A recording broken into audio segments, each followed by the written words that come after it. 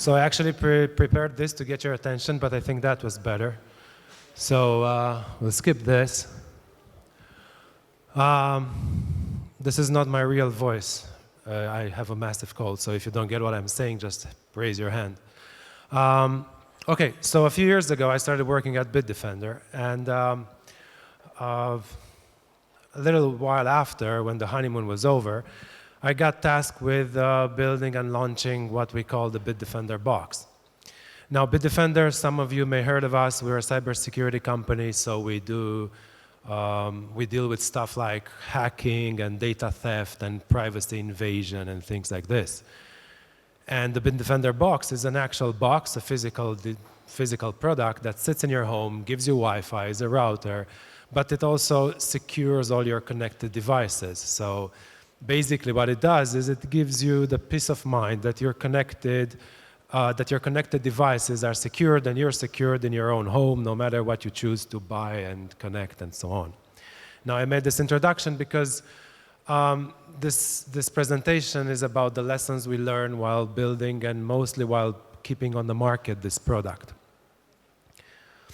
Also, this is purely about product management, so it's 100% about what to build and not how to build. It has no component of project management because I'm lucky enough to be surrounded by super engineers that can build stuff out of thin air, and they take that part away from me, the project management part, mostly because I'm really bad at it, but that's another story. So, to begin, let's talk a bit about the main idea of the presentation, about the gap between the R&D and the UX. And it's all about form and functionality. And some of you might have asked yourselves, and if you haven't, maybe you will now, how is it that products with terrible UX but great functionality do good in the market? They have a great adoption rate, users are happy, and so on. And on the flip side, how is it that products with terrible functionality, really nothing behind them, but great UX, they do the same? I mean, people adopt them, use them, and they seem to be happy. Well, it's all about niches. Be smart when you pick your niche, and you'll do good. But I think niches are not good anymore, because even today we're at this event where we talk about user acquisition and explosive growth and funding series and IPOs and in the end world domination. So we really do want to have it all like this, So playing in our niche is not good enough anymore. How can we move past the niche? So I think what we need to do is to maximize both form and functionality and just give it all. How can you do that, though, without becoming an extremist in either side? And I think in today's world, where it's all about comments and reviews and stars and opinions and everybody posting their opinion about everything, what's a bigger disappointment? Is it to be ugly or to be stupid? So let's move on and see. Now, at some point, either you're an entrepreneur and you really want to see your idea coming to life, or you're a product manager, and, well, basically it's your job to build something. You will have to build something, and I think the best thing to start, the best place to start is the vision. I know, you'll say it's dated. We've been talking about the vision for the past 10 years at least, and so it's super overused and abused, and it means nothing, but I really think it's the cornerstone of your product management role. I mean, you really have to know earliest in the game where you want to get. Maybe you don't know how to get there, you don't know what exactly there is, but you know what problem you want to solve in the world, or you know how you want to empower your users to do what. And maybe more importantly, you know what those users are, who they are, and what they do. So you try to know your users as early in the game as possible. Now, when defining the vision, I usually look into three areas. One is the surrounding world, the reality, and depending on your industry, questions get more and more specific. In our industry, it's all about who attacks who, what devices are vulnerable, what vulnerability is the most exploited, And then what do people fear these days? What do they need to protect? What's important from them in this area and so on. So you kind of identify where it is that you want to play in that area, in that sector. And then you take a look into your own garden. You look to your R&D labs, your engineering department, and you see what technology they came up with lately, what they have improved, what they have no intention to improve, and they want to scrap, and so on. So you try to assess whether you'll be able to play in that sector that you eyed before. And then for the first time in the product's life cycle, you look at the competition, and it's maybe the cheapest point where you can do that. You try to understand, judging from their product portfolio, where do they want to play next? What's their strategy? Where is it that they do a great job, and what is it that they do a bad job, and so on. And studying your competition, more often than not, you will find something that they do and you don't. So now the question is, should you do that? Should you hurry up and build that thing? And you, as proud product managers, will say, no, we're not here to copy anything. We're here to innovate and bring something new to the world. And it's super laudable and legit, and you should think like that. The only thing is, ponder about it for a moment, because it's a question of, okay, if you do the same thing as the others do, your users are not going to choose you because of that. But if you don't do that, will that make them overlook you? Will that stop you from playing the same game? So I think it's important when you evaluate the competition to understand whether is there a gap that you need to fill before you're able to play the same game or not. Okay. Oh, one other cool thing you could do when defining the vision is trying to understand early in the game whether your future product is going to be a painkiller or a vitamin. And let me tell you what I mean. If it's a painkiller, you solve a problem that your users have. You take away some of their pain. And if it's a vitamin, then you empower them to do something that they always wanted, you know? So I think it's important to position your future product, even from this stage, because it will make future decisions a lot easier to take. This. Forgot about it. Okay, so now you defined the vision and you believe in it like any true product manager does. And you start promoting it inside your organization, and you start talking about it and getting people on board with your ideas and so on. And the more you talk to the guys, to the people inside your company, you realize that they kind of tend to stick into two main groups. You have your techies here, your system architects, analysts, developers, quality assurance engineers, the VP of engineering, and so on. People that understand how computers work.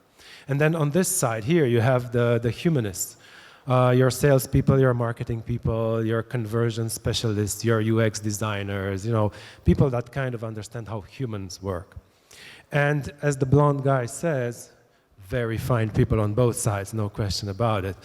The only thing is, if you're really lucky, they will be very vocal, and they will not be shy to tell you exactly what they think about the product and how it should look like and how it should behave like. And, if you don't do like them, your product is pretty much going to be a failure, or it's not going to do so good because they've seen it before, and you should really follow their lead. Needless to say, they have very different views on the world. So sitting between them and trying to make them both happy, it's a really hard task. Now, I'm saying that this is a good position to be in, because if they're so vocal and all, it means they have already bought into your product. They already think that your product is cool, they want to be part of it. So it's now time to use them. And I think it's the moment to become an idea filter, not an idea creator. I mean, until now, you were an idea creator. You were building your vision and all that.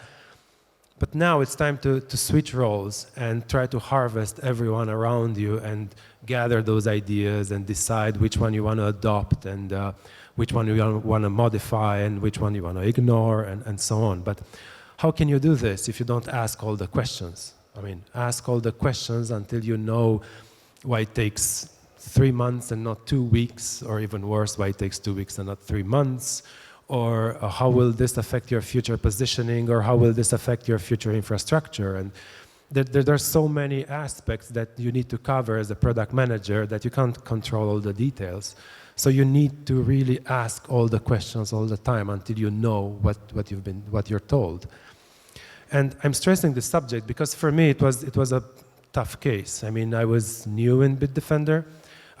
Of course, my background was in software development, but cybersecurity seems to be this really specific niche when they speak their own language. And asking the questions, I felt like I didn't get what was going on, and like everybody was talking, and I didn't know what they were saying. So it's really important to understand that everything that comes down to in your product is your decision, and every decision is your responsibility. So ask all the questions until you really know what you're doing. So since we're asking all the questions, let me ask you what's missing in this picture. It's your users. Because at this point, you would have reached the first version of your product, the MVP. And you're ready to launch it in the market, and you put it there in front of your users, your competition, your reviewers, everything. And they will start speaking about it. So the question now becomes, what will make your users speak? What is it that will make them talk about your product? Because make no mistake, other than your very close relatives and professional reviewers, nobody will talk about your product unless really, really excited or really frustrated about your product. I mean, it's very rarely the case that somebody mildly content with your product will go online and say, I'm mildly content with this product. It's an okay product. Here, 3 stars. That rarely happens. This is why on Amazon or eMag and platforms like this, you see the majority of ratings being like 4 and 5 stars or 1 and 2 stars, not very much in the middle. So people will speak out of frustration or excitement. Now, we launched our product and we started seeing a lot of reviews, good ones and bad ones. And the good ones went like, oh, it's such a cool product. It was super easy to install. It didn't affect my internet speed at all. The customer support when I needed got through immediately. They were super helpful. And by the way, great value for money. We really love your product. 5 stars. And we were like, we're doing a good job. And then we saw the bad reviews. And they were like, you know, this is such a shitty product. It was a nightmare to install. I tried to call customer support, couldn't get through. When finally I managed to install it, internet went down, and by the way, it's super expensive for what it does. So no, I really hate it. So we were there going like, I don't know, we're doing a good job, a bad job. I mean, how could we do more of a good job and less of a bad job and things like this? And then we realized, hey, something is really missing here, you know? I mean, here we are, we're a cybersecurity company launching a cybersecurity product, and nobody says anything about protection. They don't say anything about like, well, I was about to visit a phishing page and you stopped me and my credit card is still mine, not in a list somewhere. Or on the flip side, like, you know, my camera was attacked and you didn't stop the attack, so now everybody watched me on some website or something. Nothing like that. So it was really time to talk to our users about security, protection, and kind of feel their love for our product. Now I'm going to show you 2 comments on the same product. And there's going to be a bit of text here, but it's the only one with text, so bear with me.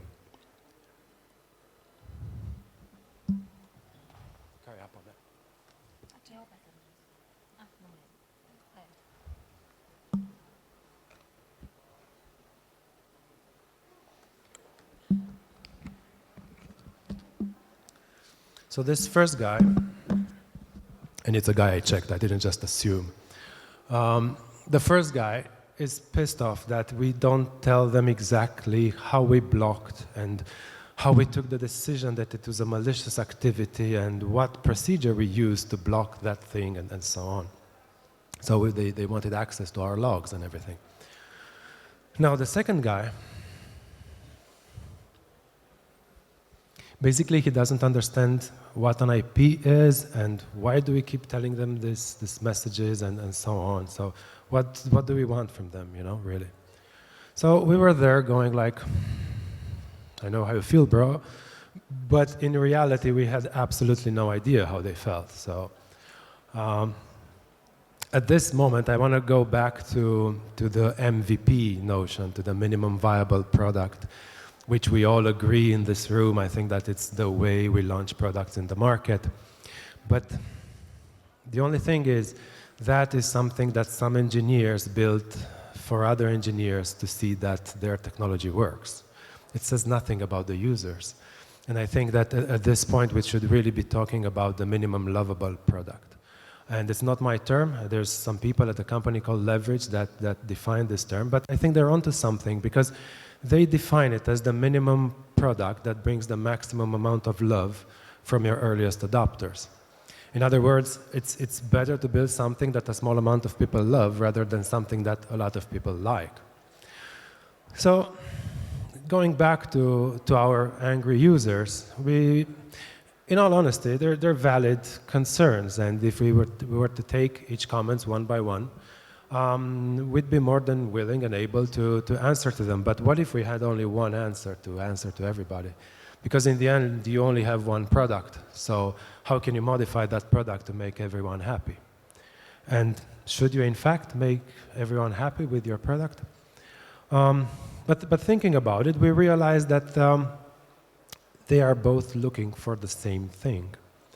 I mean, in their own ways, they're looking to feel protected. And let me emphasize this. They want to feel protected. They don't want to go through the logs and then in the end rationally get to the conclusion that they're protected.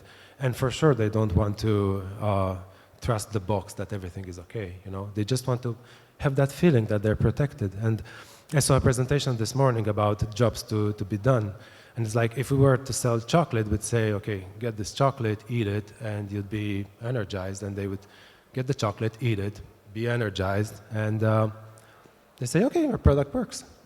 But this is cybersecurity. We give them a product and say, install it, and you'll be secured. And they install it, and then they go like, am I though? How do I know? So we were kind of missing the point, the part with the feelings here. So let's talk about feature versus feeling. And I'm going to start this with a story. You see, back in the 50s, there was a company that brought to the market a product called the cake mix. Now, it wasn't a very innovative name. It was exactly what it said, a mix for cakes. So it had everything. It had flour, baking soda, dehydrated eggs, spices, sugar, I don't know, whatever is needed. And you would just put it in a bowl, put some water, put it in the oven, boom, fresh cake on the table. They did user studies back in the days as well. So everybody agreed that it looks great, smells great, tastes great, it's a great cake, The only problem, sales were bad. So nobody really knew why, and they thought about it for a while, and then they took a very interesting decision. They removed the dehydrated eggs. And now what you had to do was go to the market, get the fresh eggs, bring them home, put them in the mix, whisk it a bit, add some water, whisk it again, put it in the oven, boom, fresh cake, same taste, same smell. But now everybody loved it. And what happened was that the housewives of the 50s, they didn't feel with the first version of the product, they didn't feel that the product was doing something for them. They didn't feel more housewifey or more like they provided something for their family. Whereas in the second version, they actually did something, they interacted with the product, and now they kind of relate with it, they like it, so it's okay. If you think about it, IKEA does the same thing. I mean, they're not well-renowned for their cutting-edge design or their superior quality, but you go to IKEA, you buy that white bookshelf that we all have now, and you tinker with it for a while in your home for an hour, and now you provided a bookshelf for your family, your wife, your kids, whatever your context is. But here's the bookshelf that you built, and it kind of jiggles a bit, but you kind of like it, because you already spent time with it, it's a bookshelf. So coming back to cybersecurity, what is our fresh eggs in this combination? And with this in mind, we started thinking about our technology. And the truth is that nobody wants an intrusion detection system or an anomaly detection engine that will detect anomalies in your device's behavior. Even for me, it's hard to say this, okay? So nobody wants that. Make no mistake, though, this is essential to keep you safe. Without these technologies and others like this, we'd not be playing this game in cybersecurity that we are now. So these are essential technologies that nobody wants. Now, what do our users want? So we started looking at our technology and trying to understand how do people relate with this?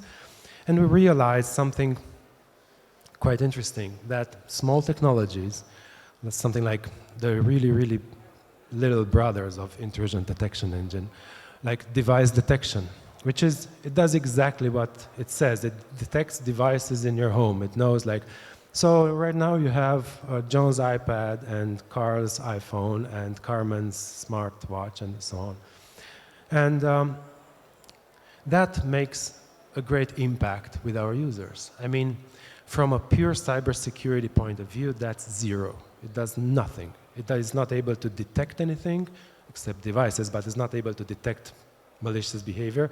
It's not able to prevent or to block anything. But for our users, it brought clarity, visibility.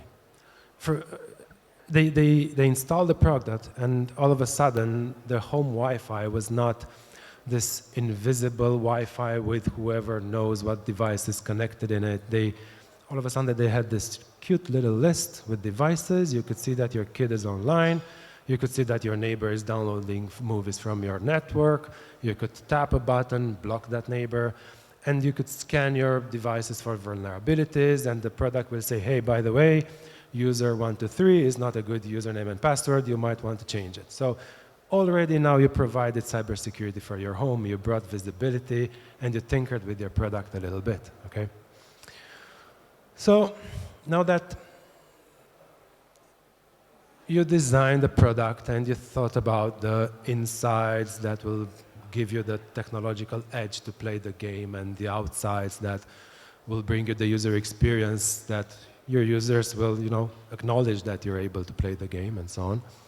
Let me ask you, what's next? Well, do you know the saying, build it and they will come? It's from a movie. It's something that Kevin Costner heard in a cornfield, and here's the proof.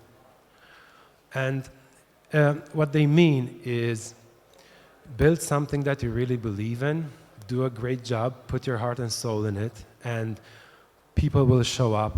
They will, appreciate your product, and it will be a great success. I think my grandfather saw this movie because he had the same idea. He wanted to have the best grocery shop in his village, sell the freshest, best thing there is, and it will be a great success. Now, I think this was true back in my grandfather's days, when we were not bombarded, attacked every minute of the day with huge amounts of information.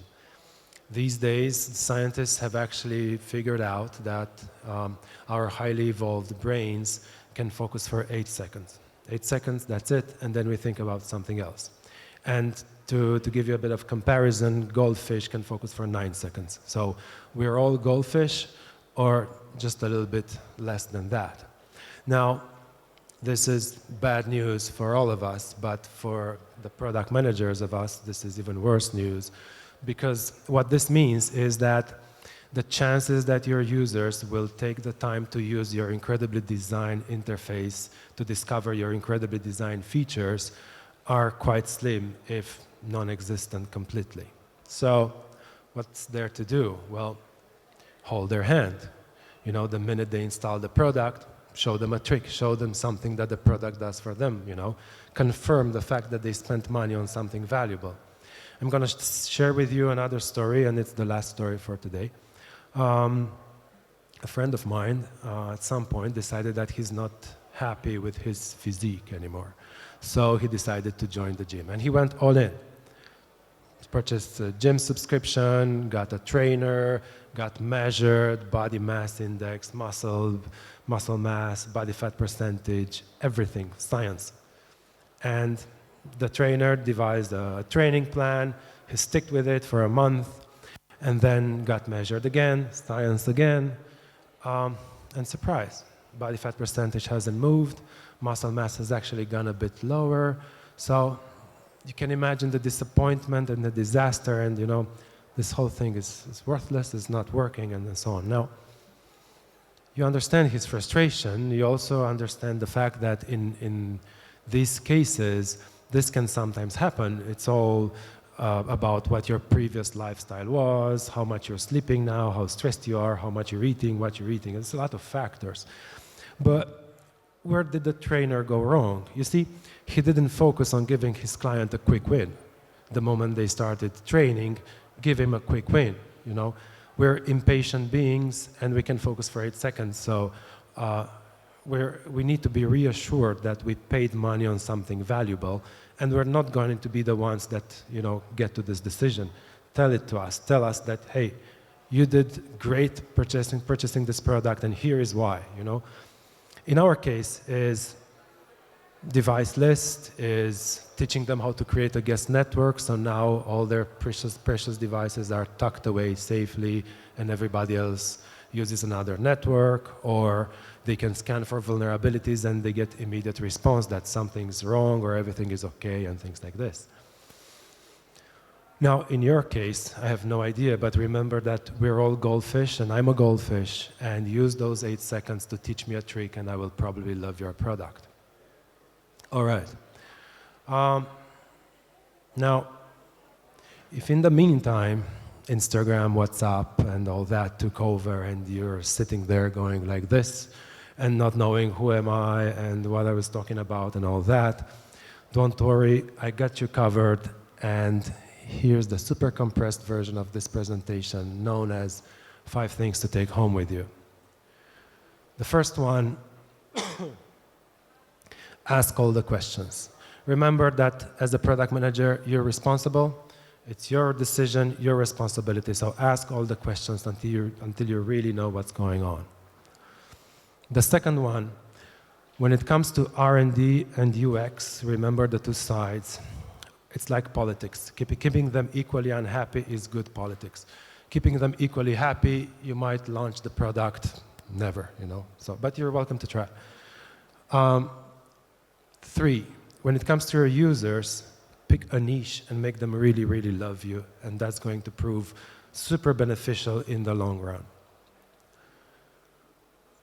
Remember that there's always a gap between what you